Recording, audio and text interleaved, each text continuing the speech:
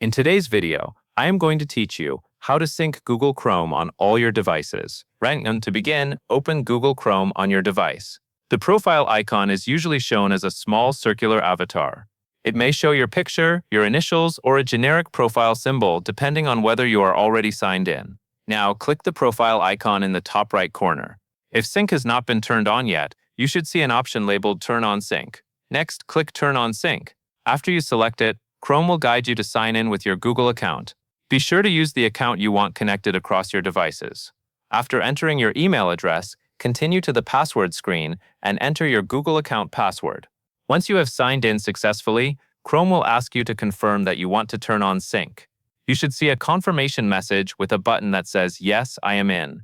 After you confirm, Chrome Sync will be turned on for that profile. From this point forward, when you sign in to Google Chrome on another device using the same Google account, Chrome can sync your information there as well, and that is all there is to it.